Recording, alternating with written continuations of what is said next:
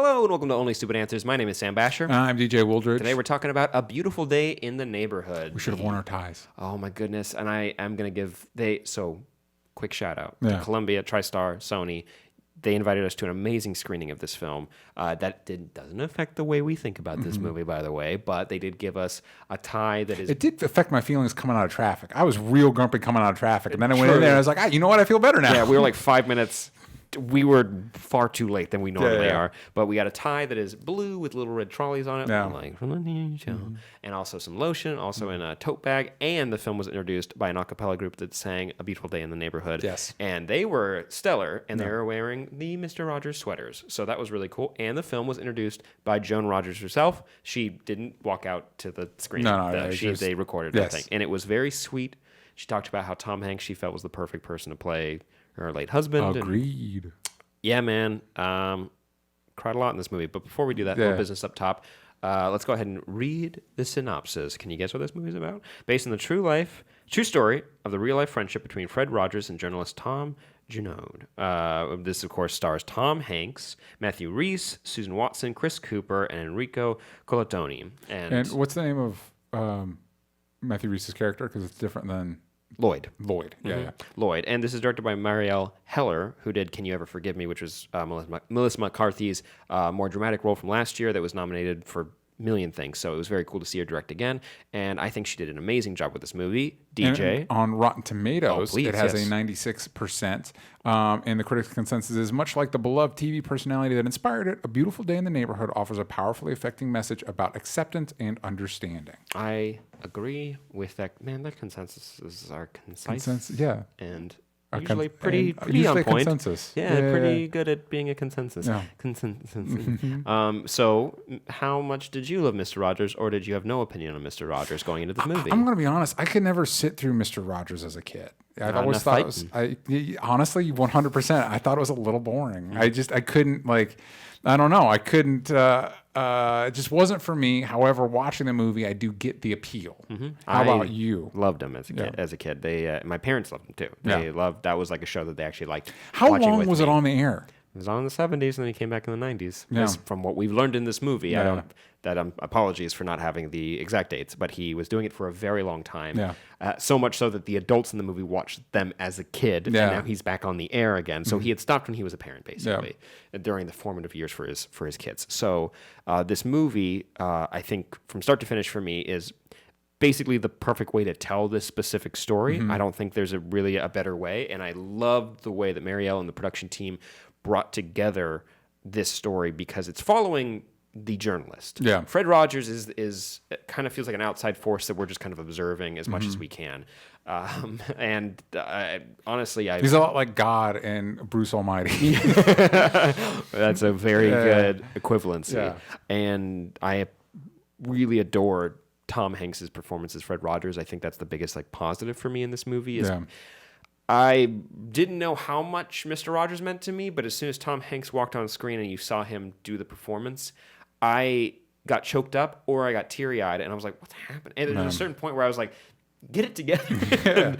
But then you started slapping yourself. It was disorienting. You know, there's a person next to me that was open-mouth coughing like a flu cough, and I had an open thing of popcorn, and I put that down. I was not going to eat that anymore. But I was just surprised how emotional I got in this movie. Of course I was going to. It's Mr. Rogers. That's not the surprising part, but it was every other aspect of this movie. Chris Cooper does an amazing job. I've never seen Matthew Rhys in a film or a TV production before. You are a big fan of The Americans. Which he played a major. He was the male lead in that. And, American. And so it was interesting. Once you start watching it, you realize they made a really smart decision. And first off, in Tom Hanks portraying Fred Rogers, because not only do we associate Tom Hanks as a very nice person, but also it can be kind of easier to forget how great a performer he is and the way he kind of fits into that role. But then having him counter Matthew Rhys, who, if you've watched The Americans, he has a weapons grade pout face. Whenever his face gets emotional, it can't help but worm its way into your own psyche, and you feel that emotion, which they used to great effect in The Americans, because there was a lot to be sad about in that show.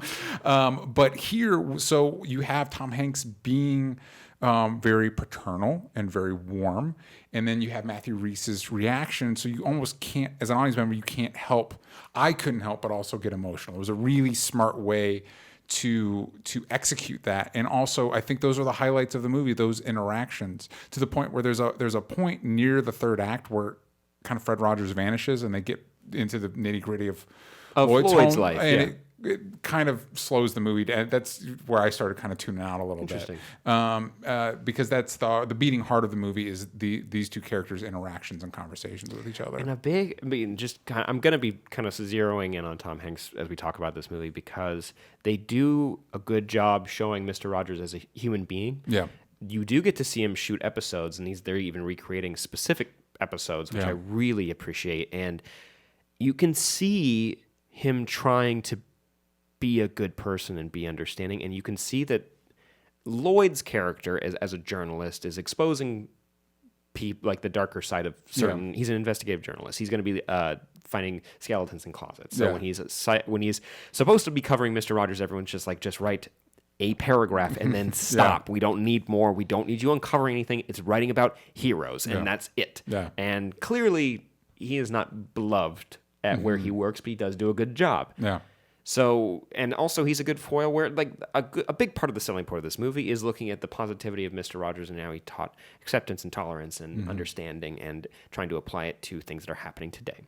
Now, there's always nuances and complications when it comes to that. It's not always easy or maybe right to be as positive all the time. But being around people that in a day-to-day scenario can choose to be optimistic and positive and understanding and treat you as an individual is unbelievably inspiring, and that's something that I think really got to me. And now the past couple of days, I even wrote it down a couple of times, was make sure you're in the moment with individuals, because it's not living in the moment. It just that floats over people's heads, floats over mine. I don't care when people say that to me.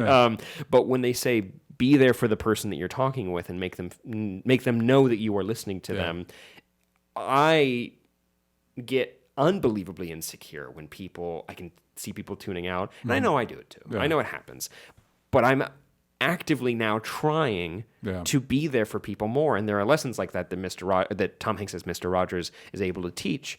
And like I said, when it comes to the human moments, you get to see him have to, when Lloyd challenges him on something that genuinely would make a normal person very upset and very justifiably angry. You can see Mr. Rogers process it in a way that works in the moment, and maybe later he goes and deals with it in different ways, and we do learn about how Mr. Rogers deals with more complicated emotions. But there's something about this movie and Tom Hanks' performance that it's like eye bleach. It's like eye bleach or soul bleach, where it reminds you certain ways of self-care that have existed for a long time that we kind of forget or don't practice or what have you. And I think I think Matthew Rhys did an amazing job as Lloyd, and also his entire family unit is super interesting. His wife is wonderful. Susan Watson does a great job as Andrea, and I think Chris Cooper, as soon as he shows up, I think we had the same reaction where it's like he's probably gonna play a dick. Because that's why you hire Chris Cooper. Like, that's why he's around. It's like he's endearing at the same time, where he's that pesky uncle that always says the wrong things at dinner, but you kind of have to love him because he's your uncle. Because you have to. You're required. You are required. I think there's a lot for this movie to say. I think it does a good job exploring that relationship. I think that I will say that there's not like a lot of like movie there. It's like, hey, not as nice guy meets really nice guy and becomes a little nicer. That's basically it. You know what I mean? But they do frame it as if it's the most complicated Mr. Rogers episode ever, which I thought was a really smart aesthetic touch. And I think most of the I think your mileage may vary on some of the sweeter moments, because I know it did for me. Some of them made me very emotional, and some were like, that's a little silly. And I think it'll be different for different people, but I think more of it will if you allow yourself to let your cynicism take a back seat for a movie. You know what I mean? Like, I think more of it will be affecting than isn't. I 100% agree. I will happily say I'm a bit of a sap when it comes to movies like this, and I will probably own this movie as soon as it's available and rewatch it because it brings so much joy to me. If they don't make a little sweater for like the Blu-ray special edition, they're slacking off. Yeah, you what are they doing then? Yeah. What was the Come point of the on. movie? Yeah. What was the point of the movie? I did want to mention, you mentioned that it's like one long Mr. Rogers episode. Mm-hmm. I do want to say the movie literally opens 4x3. The frame does change once we go into the real world, but the entire movie is framed like an extended Mr. Rogers episode, and also some transitions are very similar to the transitions in the Mr. Rogers episode, but it's the scale of what they do with them is very interesting. Yeah. Keeping it slightly ambiguous. If you because can it's a figure fun it out, discovery. Yeah, if you can figure it out for what I'm saying, there you go. But if you don't know what I'm saying, go watch the movie and figure it out, because it was so charming. I think that's a good way to describe this movie, is I found him utterly charming, and it's just like this I want to say simple man, but he's not. He's complicated. Their endeavor and their mission with Mr. Rogers wasn't that simple. It was teaching kids in a time where like certain lessons that he would tell were against cultural norms, and it's inspiring to see someone do it, especially the way that he did. Also, props to the movie for choosing a specific story to tell and not be like, well, Mr. Rogers was conceived on this day, and then we're going to go through his time at Vietnam, and now we're going to... No, don't... You chose a specific window, and I wish more biopics did this. You pick a window at this person's point in life, and that's it, because that's all you need. You know what I mean? And you learn what you need to know about them. Maybe 2 months? 3 months, maybe? Yeah. Just, a few months in specifically Lloyd's life, but like that's your window, and that you get to learn about how, Mr. Rogers, how he dealt with his family and stuff like that. You get all the information you need without having to drag the audience through the entire span of this man's life. And also, you know what? It does a good job when some people do look at Mr. Rogers and find him hokey. There's a generation now that respects him and what he was trying to do, and what I think he succeeded in certain aspects. But also, it acknowledges the hokier parts while also acknowledging some of the conspiracies that are around Mr. Fred Rogers. They even address some of them, which I found really charming in the movie. I see myself watching this again in theaters. I would love to. It's a good holiday movie. It's a good 100%. And it's Christmas Day kind of wake up, go see a movie. And it's a good family movie. Yeah. Thanksgiving, if you want to get people to shut it and go watch something. And honestly, it's kind of a good Thanksgiving movie because it's like, hey, we got a lot of passive aggression going on right now in the Basher household, so we're gonna go watch this movie, and everyone's gonna remember that we love each other. Okay, let's get that going. So what would you rate this movie? Honestly, 96% feels a little rich for my blood, but then again, like a 9.1 out of 10. I give it an A, like a solid A. 9. That's an A minus. I'd go up to like a 9. Like a 9.5, 95, 9 to 5. 9.6, 9. You know what? 96%. There you go. We got there. Oops, I got there. I give it. I just said the score. Anyways, go on. I would give it a solid B. I'd give it an 8.5. I think Sam, you're completely right. I think taking your family to go see this one, especially if tensions are running high, I think this is a good movie for that. And if Tom Hanks got nominated for something for this, it's like I don't blame you. I don't blame you. It's a good performance. It is very good. And also, I'll join the bandwagon where I say I don't think Tom Hanks necessarily looks like Fred Rogers. I think he captures the feeling of Fred Rogers really well. It does. But also, we do get to see scenes in this movie where they're shooting the Mr. Rogers show, and there's a monitor they look at for just a second, and it's Tom Hanks is turning. And I was like, oh, it's Fred Rogers. And I don't know why. And it was at the end of the movie where I was like, oh, he does kind of look like him, actually. Anyways, I know what my Halloween costume for next year is. Let us know what you thought of this movie in the comments down below. Did it help any family outings? Did it help Thanksgiving? Let us know. We want to hear from you guys. It's almost like the 180 on Knives Out of Thanksgiving vibe. You know what I mean? That's a very good comparison. But make sure you check out our review for Knives Out. And also check out patreon.com/onlystupidanswers. Early access to all these reviews. Yes. Go check them out. And also we're doing reviews for Watchmen.